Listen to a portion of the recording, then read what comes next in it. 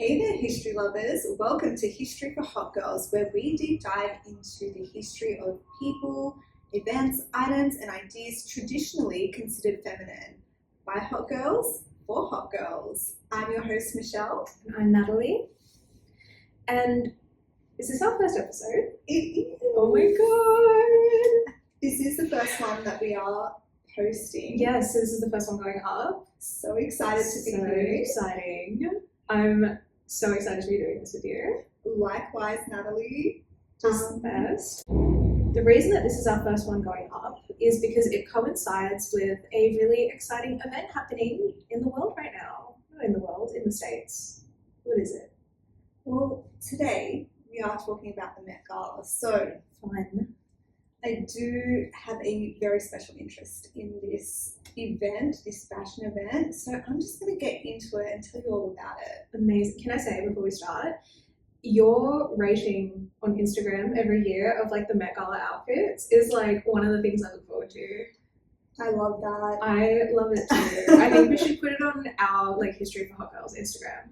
I would love to do that. I think it'd be so fun. Yes. And as I always say, prepare to be sick of me because I do post a lot about the Met Gala. I don't know why I'm just so obsessed with it, but I think it's fun. It's really fun, and I'm going to get into where it all started and how it evolved.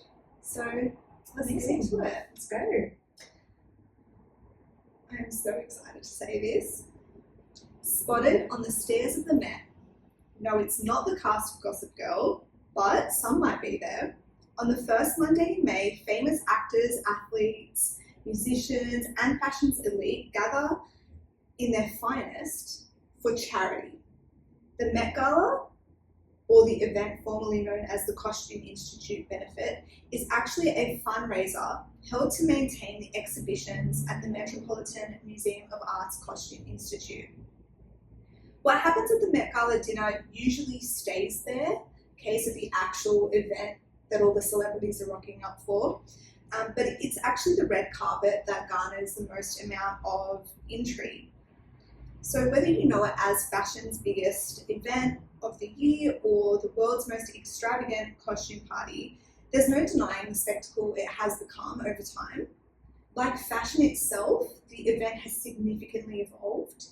So how did it start? And post-COVID, is it still the cultural phenomenon it once was? Yeah, I feel like I've seen a lot more criticism of the Met Gala in recent years. Absolutely. I think especially around like the fact that for a while invitations or like having a seat at the Met Gala was this really exclusive thing, you know, like you're paying so much money to be there. And now they have like influencers and people who are kind of showing up, and the general public is almost like disappointed to see them there because it's like you don't fit the vibe of this event. Yes. And you're not bringing like the fashion that you should be. Totally. And how it has gone from something that was once viewed as this really cool event and now, given our climate, our world climate, it's getting that rap for being a little out of touch. Yeah, wasn't there that like whole scandal that an influencer was that the Met Gala where she was like posing and then using the let them eat cake audio? Yes. And people were very, very upset by that comment, given people can't really afford to buy their groceries at the moment. Yes, so we're going to get into how that's all transpired. Amazing. So to kick us off, I'm going to talk about the bold beginnings, where it all started, the origin story, if you will. Okay, so the Met Gala and the Costume Institute at the Met Gala go together. It's like Carrie Bradshaw and Manolo's. You can't have one without the other, but it wasn't always like that. The gala actually exists because of the Costume Institute and the exhibitions that are held there. But Natalie, it's like Aussies at a Drake concert. They're like, please give us money. We need money. Okay? That is why we have the Met Gala. Okay, to fundraise for the exhibitions at the Costume Institute at the Metropolitan Museum. I feel like that's a really incredible way of fundraising because you're essentially showing why it's important to have these exhibitions. Yes. Right? You're showing through the themes and the use of this incredible costuming, like why this matters so much. 100%. I love that. Costume Institute started as a separate entity known as the Museum of Costume Art, which was founded by Irene Lewison and her sister Alice Lewison Crowley.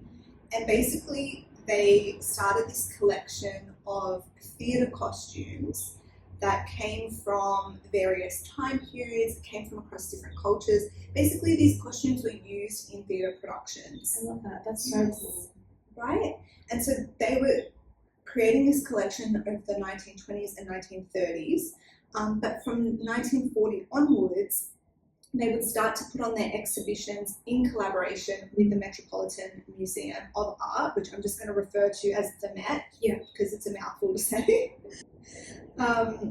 So it's all sort of a philanthropic venture at this point.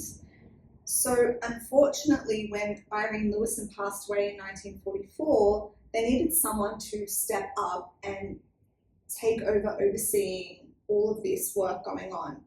So we now get Dorothy Shaver, a woman named Dorothy Shaver. She comes in to further the charity.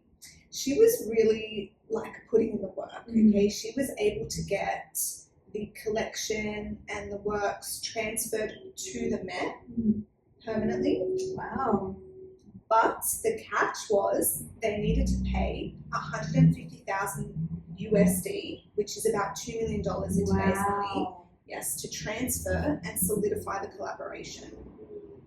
So it actually remains a self-funded part of the museum today, hence the need for fundraising. This is where fashion publicist Eleanor Lambert enters the chat. She is an icon in her own right, this lady. Like, she was the brains behind New York Fashion Week. Oh, wow. Yes.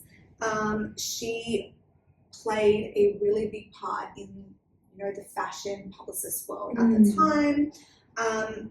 They worked together and they both share the belief that it's really important to have these exhibitions because they wanted to promote American design and they wanted to use the Costume Institute to do that. Yeah, kind of like, I guess, showing the public what's happening, because I feel like these kinds of industries get almost taken for granted in a lot of ways. Absolutely, and don't forget, this is like around the time of World War II. We're just starting to come out of World War II, so they were really wanting to promote, hey, these designs are from our country. Yeah, so that kind of like American nationalism. Yes. Yeah. And they wanted, of course, to use the Costume Institute to promote that. So a star was born. The Costume Institute Gala was started in 1947 to help raise money to allow this to happen. The target audience was New York's fashion elite, and tickets were $500 for dinner and entertainment. Wow. The first gala raised a total of $350,000. And guests were even the ones to provide the entertainment themselves. Even one year staging a pageant with garments from the exhibition, as noted in Dress, the History of Fashion's podcast. Can you imagine that happening today? Like, just come out to this gala and here are the exhibition clothing. Put them on. Give them on. Give them a try. That's incredible. Yeah, that would like 100% not happen, because I feel like we're a lot better about preserving clothing now. But I mean, it gives like Kim K and Marilyn Monroe's dress vibes, you know? 100%. Which I have a lot of emotions about. Oh yeah, and we're going to get into that later. Oh, good. So those first few galas were held at different locations around New York. There was no theme. It was the Met Gala before she became the Met Gala, basically. Right. But times have changed. And over the next 12 years, the event blows up. It becomes known as the Party of the Year. It becomes more open to the public. And in that time, it raised approximately $7 million. And this money was used for major renovations to the Costume Institute. It was put towards things like publications, study spaces, the collections themselves, the library. Like really like giving back to the industry and people wanting to get into the industry. Absolutely. By 1960, the gala was permanently held at the Met itself. So it was no longer held at like random places around New York. They were just holding it at the museum. But it started to hit a little bit of a flop era. So in 1967, Thomas Hobing became the director of the Met, and he was a really big fan of the idea that the museum shouldn't just be an educational space, it should be an entertainment space as well. So he really changed the way that things were curated. He was all about showmanship. He wanted things to be flashy and fun to attract an audience. This line of thinking led to the hiring of Diana Vreeland in 1972 as a special consultant to the Costume Institute. Now, if you've watched RuPaul's Drag Race, you know Diana Vreeland from Snatch Game, she was portrayed a couple of times, and she was a big deal. She was the ex-editor of Vogue. She was a creative. She was kind of like an OG influencer at the time. Just like everywhere. Yes. She was really well respected in the industry, and she really shifted the model of the event to be a little bit closer to what we now know it as today. Yeah. Okay. She turned the event back to that invite only, having a dress code, and she just really gave the Met Gala the ultimate makeover at the time. Yeah, so like made it really kind of, I guess, exclusive and like the it girl of the time. It's the place that you want to be. Yes. Yeah, love that. Yeah. And so with Diana Vreeland on board, we're going to look at the glow up of the Met Gala. So how did it become what we now know it to be today? So with Diana Vreeland on board, the fashion industry is on board too, because she, like I said, was really influential. And the growth of the Met Gala is really insane at this time. We have the origins of some really iconic moments and celebrity sightings, such as Cher in 1974. Yeah. You know that like really famous picture? She's wearing this stunning, it's a Bob Mackie gown. It's got like feathers. It's a nude gown, sequins feathers. It's so beautiful. That's a really iconic photo. That's from the Met Gala in 1970. Right. Oscar de la Renta is also involved at this point and begins working with Diana Vreeland as a benefactor of the occasion. So we start to really see some big name designers coming into play here. And at this time as well, so it's the mid-70s, so some really notable exhibitions include celebrating the life of Cristobal Balenciaga, who had just passed away.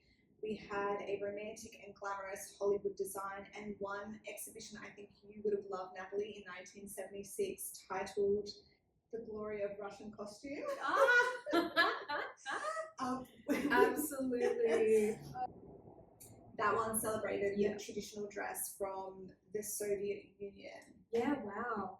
For those of you listening along at home, one of my focuses when I was doing my history degree was the Soviet Union. So I love that. I think that that's really incredible. Also, I think that Slavic traditional dress in general is really beautiful.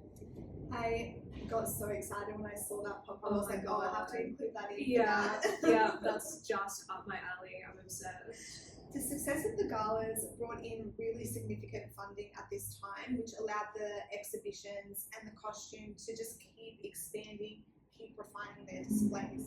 However, they started to become more of a spectacle that prioritized like the visual appeal, the entertainment factor, rather than historical accuracy. Yeah, like what's on the red carpet and who's dressing crazy versus here are these really important garments that are going to be preserved. Like here's why we're doing all of this. Yes, that's right. So despite, we can talk forever about should museum exhibitions be entertaining or educational. We're not going to get really into that because what matters in this story is that the flashiness of those exhibitions and the gala just brought in so much public interest, and attendance at the exhibitions continued to soar. Yeah. So by the 1980s, Diana Vreeland's health declined, but her final Met Gala drew in about 2,000 attendees, and she remained a consultant until her passing in 1989. Wow. Yes. So it just became like her baby. Yes. Like it was her thing. Yes, she had a really massive impact. Yeah, it's crazy. So following her death in the early 90s, there was definitely a lull. Okay, by 1994, the party had kind of fallen off. Not a lot of money was coming in. Something really, really needed to be done. And so Anna Wintour was perfectly cast to bring some life back into the benefit. So, as a result, we start getting more and more high-profile celebrities. We even have royalty attending. So Lady Diana showed up at the Dior Gala in 1996, and the 1997 gala raised $2.3 million, with the exhibition and the gala being attributed to Gianni Versace, who was just tragically murdered that year. Wow. So that one brought in a lot of money. Attendance. Because it's one of the OGs of the industry. Yes. You know? Yeah. Anna Wintour also introduces corporate sponsorship. Okay, so allowing businesses, brands to fund tables. So when the elites that were showing up came, they were actually coming along as representatives of a brand, right? Yes. Because the brand has bought the seat. And is that like the brands that are dressing them? Yeah, sometimes, yeah. In 2003, the event is officially moved from December to the first Monday in May to align with the opening of the Costume Institute's spring exhibition. Oh, I like that. Yeah. That's nice. Yeah. Fast forward to 2004, and the theme was Dangerous Liaisons, Fashion and Furniture in the 18th Century. Model Amber Valletta arrived in full 18th century glam. Okay. She looked stunning. She had the full hair, big gown. It was incredible, but it was also mocked. A lot of people were saying that she was like giving George Washington's wife. Oh my God. She looked a bit silly because no one was really dressing to the theme at this time. And that is something that like kills me about these kinds of events, because I think that fashion and fashion events, it's so important to be out there. You know, it's a celebration of like what we can do, how far our creativity extends. And then you have these losers who are like, oh, well, it's not traditional fashion as it exists right now in this society, and so therefore we're going to make fun of it. Like, get a job. Exactly. And sorry. 100%. And Valletta herself reflects in a 2023 Vogue interview that she was actually encouraged by Anna Wintour to, she says, to go big or to go home, right? Yes, that's what you want to see. And so 100%, and this moment really shifted the dress code. So the theme is no longer just a suggestion, but it's an invitation to like really come to the party. What an icon. Slay, honestly. She, like, we should put a picture up of what she wore because it was stunning. I will. If I can figure out how to do that in the video editing, I will. Yes. Because I love that. And one of my favorite things about the Met Gala is the theme and seeing that creativity. And so honestly, like, mad respect for her for doing that. To really bring that to the table. Because I think for me, that's what makes the Met Gala so iconic. You know, and it's so funny that we've kind of swapped, because now it's like we mock the people that aren't on theme. It's completely shifted. Completely. Oh my God, good for her. So over the next decade, social media starts buzzing, and the Met Gala quickly becomes more than just a fashion industry insider event. So in 2006, we have the Anglomania theme. Another notable theme includes Alexander McQueen, Savage Beauty in 2011, and then we have 2013 Punk's Chaos to Couture. That Met Gala is when Kim Kardashian famously wore the dress that had the whole internet saying she looked like a couch. Oh my God, the couch dress. The Met Gala has fully now evolved into a pop culture spectacle. And if you remember, in 2014, I think it was, Solange, Jay-Z, Beyonce, the elevator. Oh my God, the elevator. That was all in the lead up to the Met Gala. Right. Okay.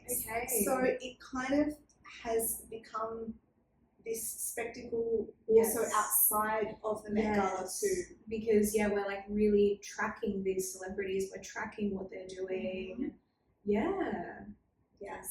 Now, let's talk about the golden years, in my humble opinion. Can I ask before we continue, what's your favorite Met Gala theme?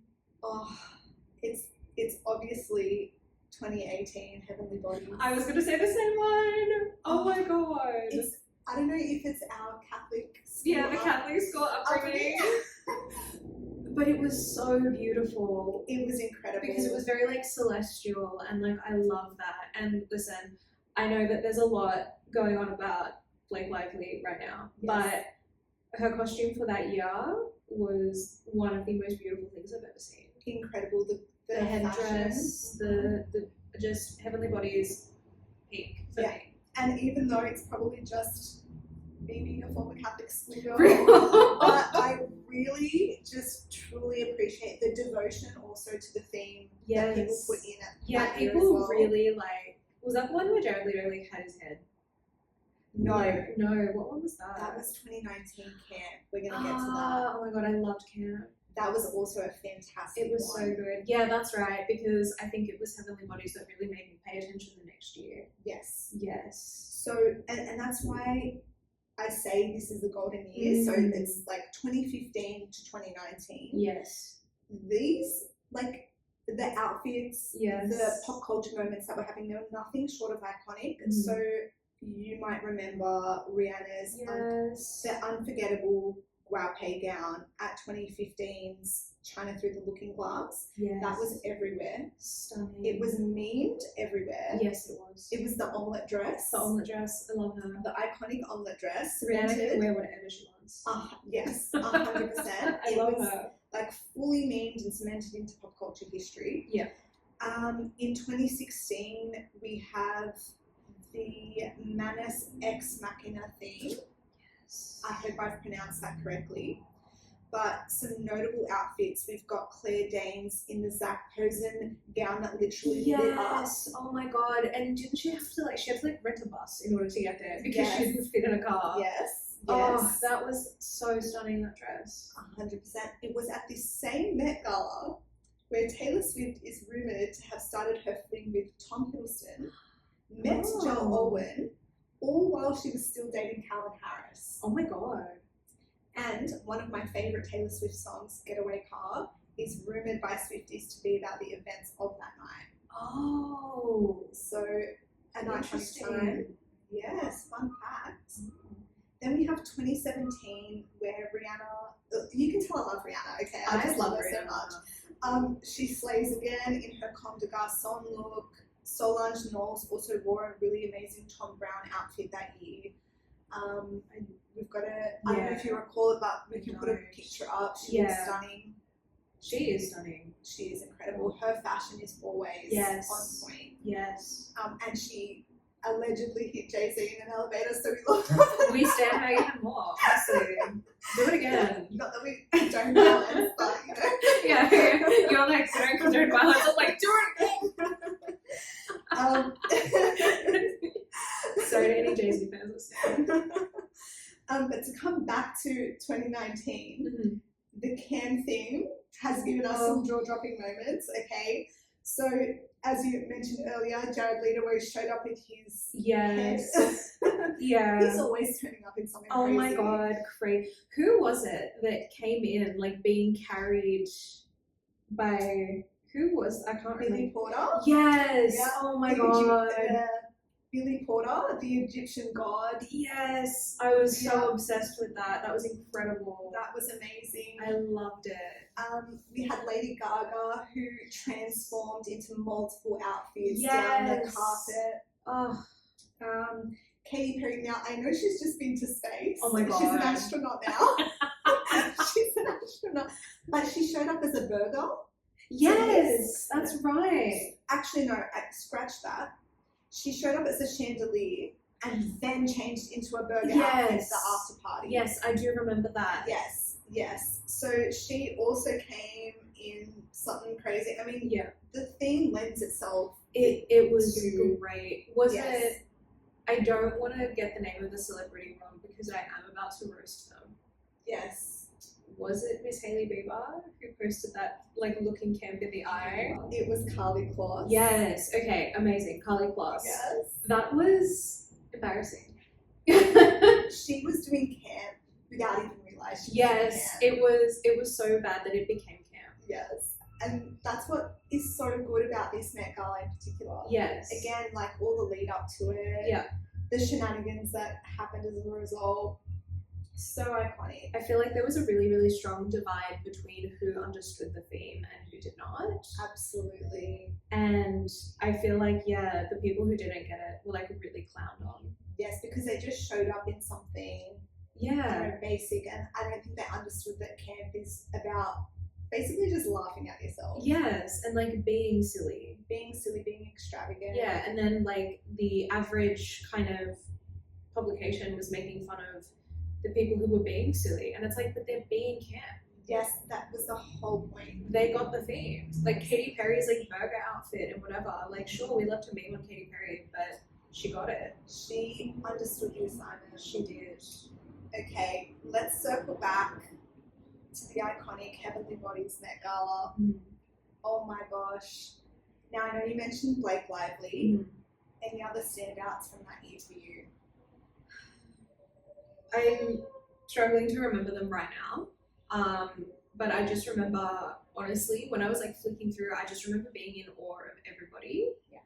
I think I just really liked Blake Lively's dress because I thought that she in particular looked really stunning in it. Yes. And I had never really paid attention to Blake Lively before. Okay. So she stands out for me because it was the first time that I was like, oh wow, like she looks really good at this event. Yes. You know what I mean? Yeah. Whereas I feel like a lot of the others, I'm like, of course they slayed. They definitely slayed. Yeah. Some really major slay. Okay. Major slay celebrities. We had Zendaya, who showed up in an outfit inspired by Joan of Arc. Yes. Oh my god, that was that year. Yeah. Oh. Same here. Oh, incredible. stunning. So beautiful. I love her. Oh, she always turns to look at the Met Gala. Everything that she does, I am just obsessed with. Yes, when she came as, I think actually it was for camp that she came up as Cinderella, and her stylist, Law Roach, was like waving his little wand and the whole thing. Like, oh my god. Yeah. Oh, amazing work. Amazing work. Tom Holland is the luckiest man on this entire earth. Hard agree. And then my favorite ever Met Gala outfit, Rihanna once again, when she came as the Pope. Yes, oh my god. I love her. It was so good. They were all really good that year. It was. They really were. Definitely enjoyed it. Definitely really enjoyed that one. So as iconic as the late 2010s were, you know, those Met Galas brought us some really, really iconic fashion moments.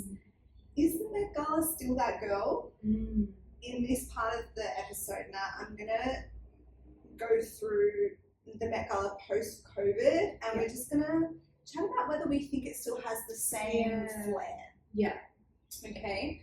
In the last 4 to 5 years, I'm not sure that the Met Gala has been as impactful or as exciting to you. Yeah. Right? Firstly, I think there's a growing lack of respect for the theme, which very much upsets me. Tragic and disappointing. Very disappointing. So in 2024, there was a Vogue business article written by Jose Priales-Unzueta, who writes that the Met Gala is an event for brands to showcase and market their work. A lot of attendees are actually dressed by the brands they are representing rather than dressing to the theme. They're having to wear something to promote the brand. Now, I understand that. They're paying for your seat at the table, but it's not as fun. It's really not as fun. Right? And like also, I think that the brands, if they leaned more into the theme, that it would be way better for their marketing. Oh, yeah. You know, I think that seeing that level of commitment and creativity from a brand to still market and represent themselves at this event while acknowledging the fact that they're at the Met Gala and going that extra step, you're already paying like, what is it, like $300,000 or whatever. Oh yeah, the price ranges for the seat. Yeah, you may as well chuck in a bit more money to make it worthwhile. Absolutely. When I really think of Met Gala critique, especially recently, the words "out of touch" pop up. Yes. Especially in regards to the red carpet in particular. It's giving like Hunger Games capital vibes. Yes. Do you know what I mean? Yes. So in 2022, the Met Gala theme was In America, an anthology of fashion, and the dress code was gilded glamour. Yes. Right? Amelia Abraham, for The Guardian at the time, described that it was Mark Twain who coined the term the Gilded Age in his novel A Tale of Today, which was published in 1873. Yeah. The story was a satire of the greed and corruption that happened as people pursued the American dream. Like a fake Van Cleef bracelet from Amazon. Yeah.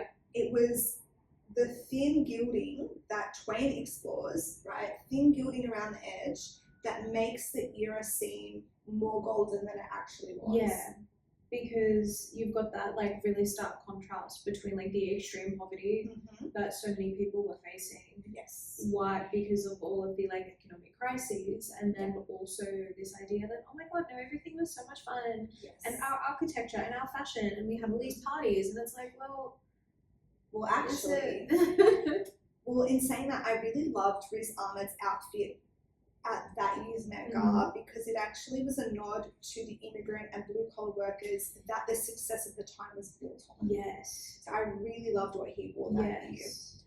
AOC, so Alexandra Yes. Ocasio-Cortez, Yeah.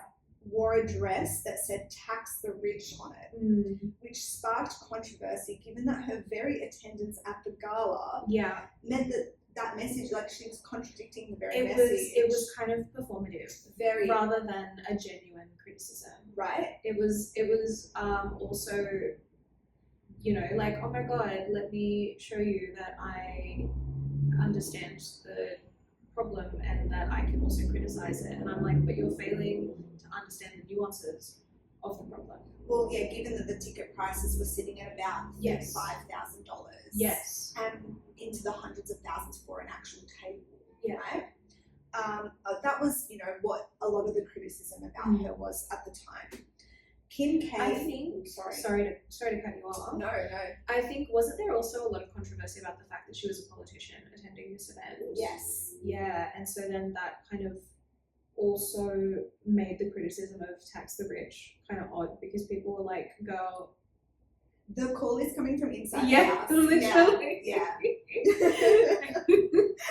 Okay.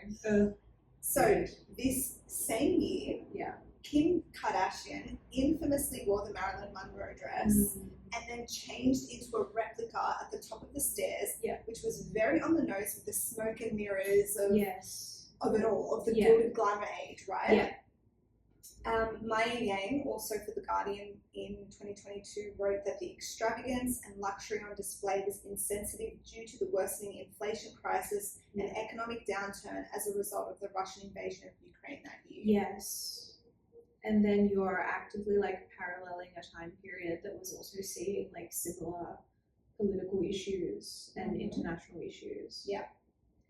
Even more dystopian was last year's Met Gala, the 2024 Met Gala. The dress code was the Garden of Time, based on a story of the same name by J.G. Ballard.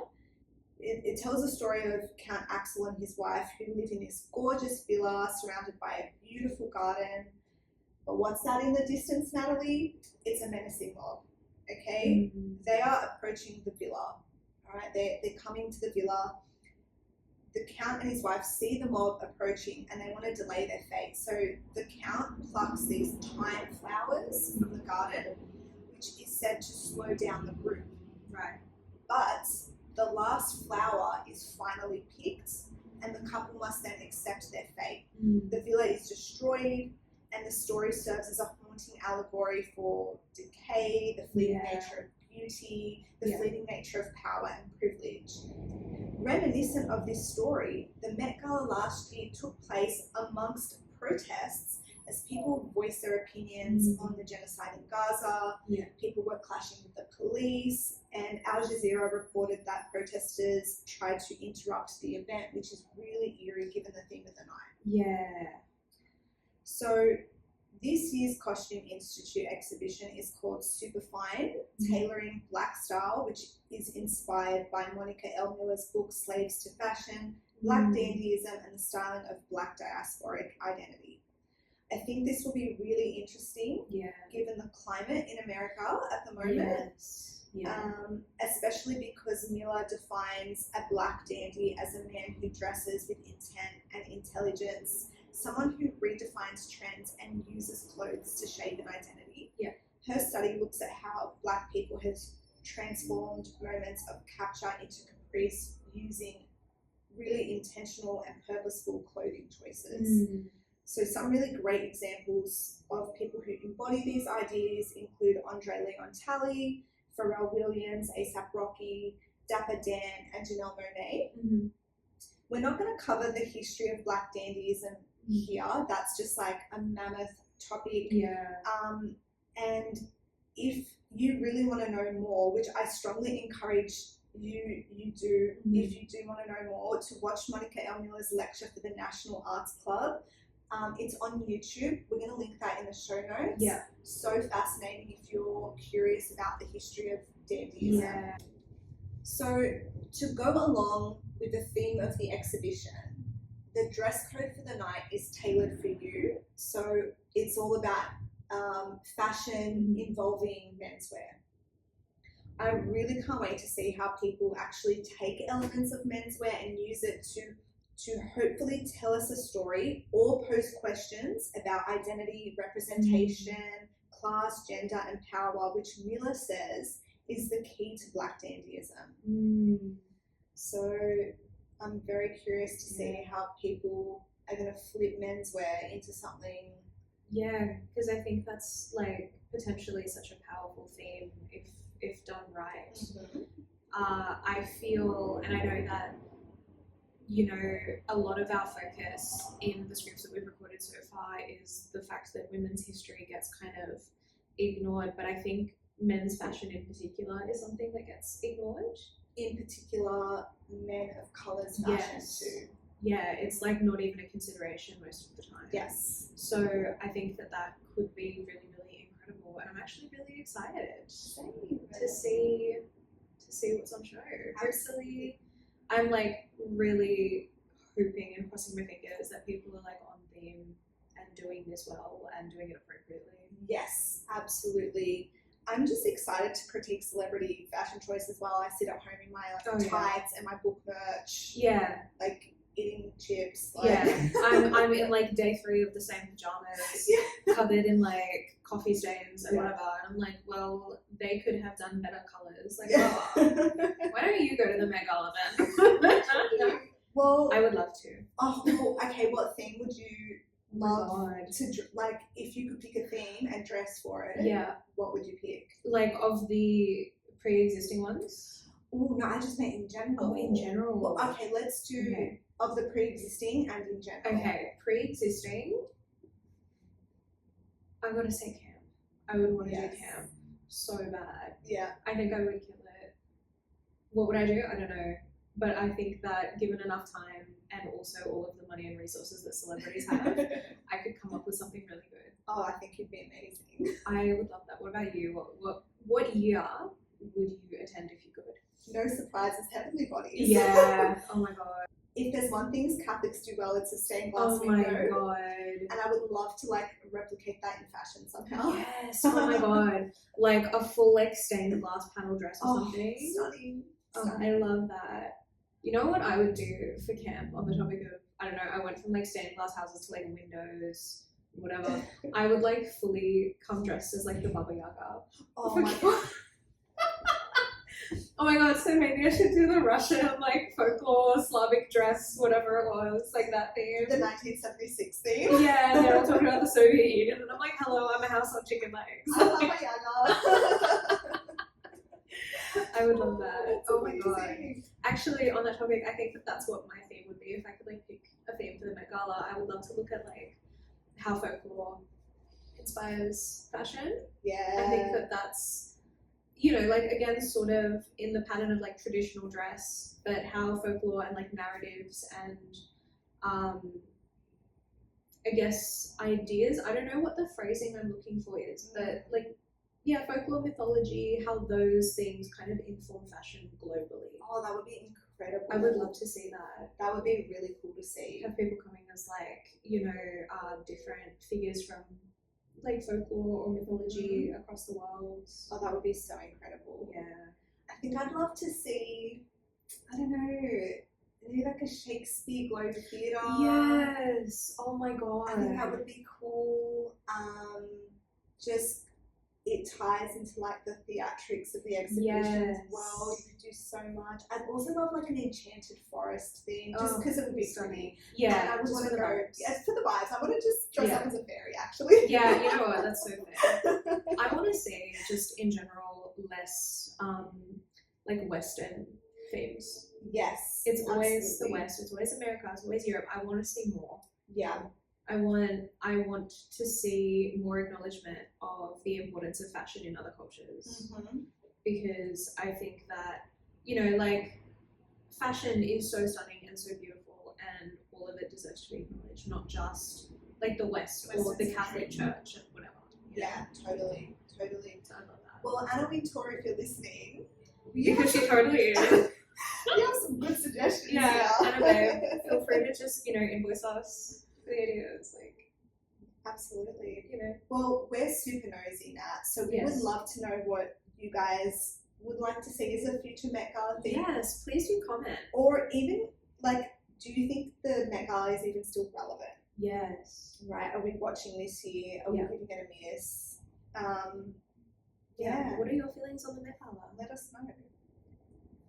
Thank you so much for listening. This podcast was recorded on the traditional lands of the Cabral clan of the Darug Nation. We pay respect to the traditional owners of the land and acknowledge their rich oral history and storytelling traditions. We would love to keep spilling the tea on history's hottest people, events, items, and ideas. But for now, make sure you like, subscribe, and follow at History for Hot Girls on socials. Don't forget to hit the 5-star rating and share with your fellow history girlies. See you on the next one. See ya. Bye. Bye.